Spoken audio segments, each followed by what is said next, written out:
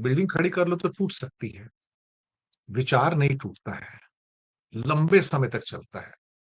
और अगर मासूम लोगों के मनों में उस विचार को इंडक्ट कर दिया जाए 10 साल की उम्र में, 12 साल की उम्र में, 14 साल की उम्र में, 15 साल की उम्र में, तो फिर वो पूरी जिंदगी के लिए कैंसर नहीं बनता, कोढ़ बन जाता है सर।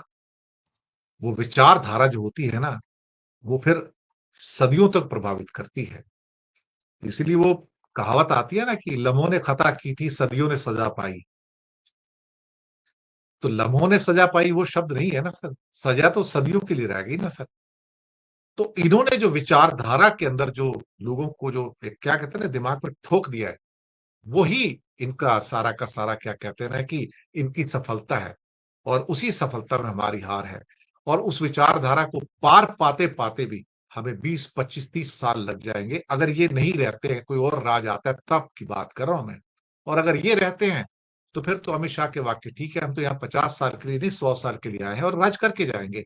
विचारधाराएं राज करती हैं साहब, चेहरे तो बदलते हैं। क्या फर्क पड़ेगा, मोदी चला जाएगा, योगी आ जाएगा, योगी चला जाएगा, कोई और आ जाएगा, उससे क्या फर्क पड़ता है। अगर विचारधाराएं पुख्ता रूप से आपकी बॉडी के अंदर इंजेक्ट कर दी गई हैं जहर के रूप में, तो वो जाती नहीं सर इतनी जल्दी। और समाज के अंदर जो परिवर्तन आ जाते हैं, वो परिवर्तन इतनी जल्दी फिर निगेट नहीं किए जाते सर। भारत भूषण जी। धन्यवाद वोरा साहब। आपने जिस शेर को भी पढ़ा है कि लम्हों ने खता की है, सदियों ने सजा पाई है, उसके लिखने वाले शायर मुजफ्फरनगर के ही थे और यहीं के मुजफ्फरनगर के आप रहने वाले आप थे वो। आप भी मुजफ्फरनगर के हो सर।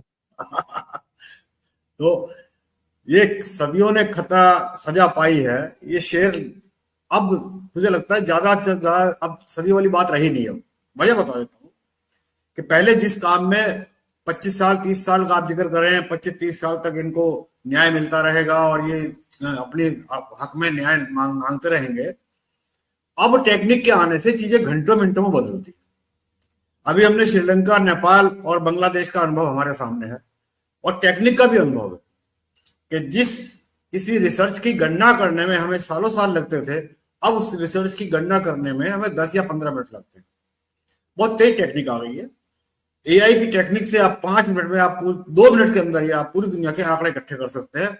आप एआई से पूछिए कि दुनिया में हत्याएं का पर डे का हत्याएं का आंकड़ा क्या है, आपको बता देगा। वो जमाने गए हैं। हाँ, लेकिन एक चीज है, जो आपने विचारधारा की बात की कि विचारधारा ही शासन करती है, मैं आपकी बात से सहमत हूं। लेकिन दक्षिण पंथ अपने आप में कोई विचारधारा नहीं। इसके अंदर विचारधारा वो होती है जो जिसके अंदर मानव कल्याण हो। साहित्य भी वही होता है जिसमें मानव कल्याण हो। धर्म भी वही होता है जिसमें मानव कल्याण। अगर आपके पास मानव कल्याण नहीं है, भले आप साहित्यकार हो, आप प्रोफेसर हो, वकील हो, आप ब्यूरोक्रेट हो, आप पॉलिटिशियन हो, आप समाज सुधारक हो, अगर आपके मानव कल्याण की कोई योजना नहीं है तो आपकी कोई विचारधारा नहीं। ये गुंडागर्दी है, आपने कब्जा कर लिया है लोकतंत्र के नाम पर, या आपने तानाशाही के बलबूते पर, आर्मी के बलबूते पर क्रांति करके आपने कब्जा कर लिया। अब मैं शुरुआत करता हूं आपको, तानाशाही की उम्र कितनी होती है। आमतौर पर माना जाता है बदमाश की उम्र हमारे यहाँ 3 साल मानी जाती है। 3 साल में उसका बदमाशी अगर छोड़ देता है तो ठीक है, अनकंट्रोल होता है। इसी तरह से तानाशाही का आप पूरा इतिहास उठाकर देखेंगे, हिटलर 12 साल रहा, मुसोलिनी 19 से 21 साल रहा। इससे ऊपर किसी की तानाशाही नहीं रही। तानाशाही अब हमारे यहाँ जो है, तानाशाही जो आई है, अब हमें महसूस हो रही है, वो लोकतंत्र की आड़ में आई है और संपूर्ण तानाशाही है। पूरी संवैधानिक संस्थाओं पर उनका कब्जा है, अपने हाथ में बैठा लिए। अदालत हो, आर्मी स्कूल आरएसएस चला रहा है। आने वाले टाइम में जो आर्मी के ऑफिसर होंगे उन्हीं के स्कूल से जाएंगे। ये सारी बातें सही हैं। देखिए, आपका इतिहास देखिए कि कब से चले आ रहे हैं। ये ढिलाई भी उन लोगों की है जो जिनके पास राजनीति में, धर्म में मानव कल्याण की योजनाएं थी, उनकी ढिलाई की वजह से उनको पहचान नहीं पाए। इनके हाथी के दांत और खाने के दांतों को पहचान नहीं पाए। अगर पहचान गए तो मिली भगत चलती रही और मिली भगत का परिणाम आज आपके सामने ही है। आप याद करिए, महात्मा गांधी की हत्या से लेकर बाबरी मस्जिद में राम मूर्ति रखने को लेकर, दोनों घटनाओं का जो घटनाक्रम है, वो घटनाकाल है, वो आसपास का ही है, साल 2 साल का। उस घटनाकाल के बाद अगर भी ये बचे हुए हैं, उस टाइम जब बाबरी मस्जिद में राम की मूर्ति रखी गई, उसको प्रकट होना बताया गया, नेहरू जी भी लाचार हो गए। उस डीएम के खिलाफ कुछ नहीं कर पाए, उत्तर प्रदेश के उस टाइम के गवर्नर के खिलाफ कुछ नहीं कर पाए, और उस जज के खिलाफ कुछ नहीं कर पाए जिसने उसको मूर्ति को वहीं रखने का आदेश दिया था। तो आप ये देखिए कि कब नहीं है, जो आपने जिक्र किया कि ये बहुत साथ साथ चलते रहते हैं। जैसे हमारे यहाँ आती है मिसाल के राक्षस और देवता साथ साथ चलते हैं, कि दोनों चीजें साथ साथ चलेंगी। जो मानव कल्याण करने वाले लोग हैं और जो मानव अधिकारों का दमन करने वाले लोग, वो साथ साथ चलेंगे, लेकिन समय का उलट फेर है, आगे पीछे होते रहते हैं। मैं आपकी इस बात से इसलिए कह रहा हूं कि अब इनकी आयु भी 25-30 साल, ये सोच के तो यही काम कर रहे हैं। ये जो 2047 की बात करते हैं, 2045 की बात करते हैं, 2035 का विजन रखते हैं, योजनाएं भी इनकी ऐसी है कि 50 साल चलेंगे, 100 साल चलेंगे, ये सोच के चल रहे हैं। लेकिन ऐसा दुनिया में संभव, हिटलर भी सोच रहा था कि मैं 50 साल 100 साल दुनिया को जीत लूंगा, तो लेकिन कोई ना कोई घटना ऐसी होती है, कोई ना कोई गलती ऐसी करता है तानाशाह, हर तानाशाह एक गलती करता है, उस गलती में मारा। चाहे आप ऑटोक्रेटिक रूप में शासन कर रहे हो, चाहे आप लोकतंत्र की आड़ में तानाशाही का शासन कर रहे हो, चाहे आप तथाकथित विचारधारा के नाम पर शासन कर रहे हो, एक ना एक गलती आपको ले बैठती। और अब टेक्निक के जमाने में, आने वाले टेक्निक के जमाने में, आज जो आप देख रहे हैं ट्रेड वार चल रही है, जो ट्रंप ने ट्रेड वार छेड़ी है, इसका मतलब क्या है?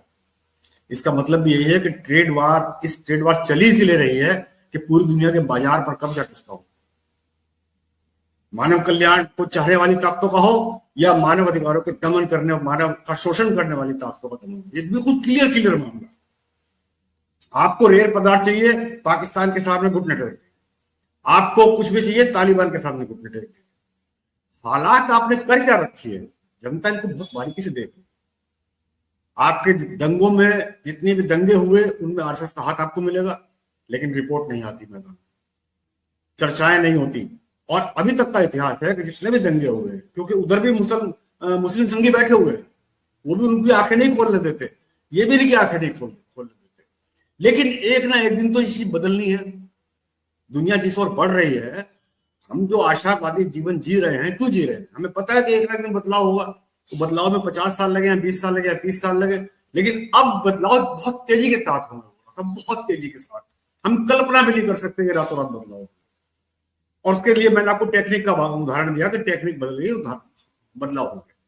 लेकिन आप एक चीज देखिए, जो कल तालिबान के सामने आपने घुटने टेके, आपने ये सिद्ध कर दिया कि आप भी हिंदू तालिबान। महिला पत्रकारों का अपमान जिस तरह से किया गया, आपने सहन किया, और आपने सफाई क्या दी कि वो जिस सेंटर में बैठकर बात कर रहे थे वो उनका दूतावास था, उनमें उनका अधिकार है, उन्हीं का शासन चल रहा है। हमारे जो पुरुष पत्रकार थे वो क्या सो रहे थे क्या? अफीम खा रखी थी उन लोगों ने। आप महिला पत्रकार, आप बायकॉट कर देते, मत जाते उनकी टेरिटरी में। आप दूतावास एक टेरिटरी होती है, राष्ट्र की, उस राष्ट्र की टेरिटरी मानी जाती है, तो आप मत जाते उसकी प्रेस वार्ता में। और आप देखिए मजे की बात, उसको क्यों इशू बनाया जा रहा है? उसके अंदर जब इंडिया का डेलीगेशन और आपके बुक्की का डेलीगेशन आमने सामने बैठे हुए थे, विदेश मंत्रालय में उसकी हैदराबाद हाउस में मीटिंग चल रही थी आपस में, वहां इंडियन डेलीगेशन के अंदर महिला क्यों नहीं थी? हाँ, वही क्या, इंडियन फॉरेन सर्विस के ऑफिसर्स वहां पे रहते हैं, उस सारी बातचीत के अंदर सेक्रेटरी होते हैं, डिप्टी सेक्रेटरी होते हैं, ज्वाइंट सेक्रेटरी होते हैं। इस व्यवस्था से तो सुनील शुक्ला जी भी बहुत अच्छे ढंग से वाबस्ता है। तो उस टीम के अंदर क्या महिलाएं नहीं होती थी क्या? हमेशा होती है। जो आईएफएस अफसर होती हैं या बाकी उस वो क्यों नहीं थे उसके अंदर? वहां पे क्यों नहीं थे सर? ऑपरेशन सिंदूर के बाद जब आप प्रेस के सामने आते हैं तो 2 महिलाओं को सामने करते हैं। हमारी 2 महिला जो जाबाज अफसर है उनको सामने करते हैं, और ऐसे विदेश मंत्री के सामने जो महिलाओं का सम्मान नहीं करता, आप महिलाओं को छुपा लेते हैं और वहीं आने देते आप। इसका मतलब क्या है कि आप अपने पड़ोसियों से संबंध खो चुके हैं, और आपको ये अफगानिस्तान से आप संबंध बना रहे हैं, ये भी ना किसी के दबाव में बना रहे हैं। आप विदेश नीति आपकी खत्म हो गई है। आपने अभी तक अपनी विदेश नीति को घरेलू राजनीति के हिसाब से तय किए समीकरण आपने सारे। जो आपकी घरेलू राजनीति का वोट में इजाफा करती थी, घरेलू राजनीति का संरक्षण करती थी, उसी तरह का अपनी विदेश नीति बनाई, जिसका खामियाजा भुगतना पड़ रहा है। अटल बिहारी वाजपेयी ने कहा था कि पड़ोसी नहीं बदले जा सकते, दुनिया में कुछ ही बदला जा सकता। ये आपने अटल बिहारी वाजपेयी का भी सूत्र आपने नहीं माना, आपने पड़ोसी से संबंध खराब कर लिए, आज आपको अफगानिस्तान जैसा पड़ोसी नजर आ रहा है जो महिलाओं आदि आबादी का सम्मान नहीं करता, आप उसकी शरण में चले गए, बिल्कुल झुक गए। और एक चीज और देखिए वोरा साहब कि उनको देवबंद भेजा जा रहा है। मैं तो कहता हूं देवबंद वालों को मना कर देना चाहिए था कि हम तालिबानी लोगों से नहीं मिलेंगे जो महिलाओं का सम्मान नहीं करते। और आने वाले टाइम में देखना यही आरएसएस और भाजपा इनके तालिबान के संबंध को शो करेगी कि दारुल उलूम गए थे, दारुल उलूम को बदनाम करेगी, इनके तालिबान के संबंध है। और अफगानिस्तान के विदेश मंत्री आए थे, तालिबान के मंत्री आए थे, उनके यहाँ गए माथा टेकने के लिए, ये बदनाम करेंगे। और अभी एक चीज के लिए और देखिएगा, ये काम करेंगे जब आप तालिबान के सामने घुटने टेकते हैं तो ये खुद भी सिद्ध करते हैं कि हम भी महिलाओं का सम्मान नहीं करते। वो तो करते ही नहीं, हम भी महिलाओं का सम्मान नहीं करते। तो आपका जो खाने के दांत थे वो सामने आ गए। और इसीलिए मैं कह रहा हूं कि बदलाव अति शीघ्र होगा। और जो लोग इन्होंने सत्ता ब्यूरोक्रेसी में सत्ता की मशीन में अपने हाथ में फिट किया है ना वोरा साहब, ये रातों रात पाला बदलने वाले लोग हैं, मुंह छुपाएंगे। ये ध्यान रखना मेरी बात आप, ये मैं इन लोगों को जानता हूं। कभी भी ये सत्ता के संरक्षण नहीं गुंडागर्दी कर सकते हैं।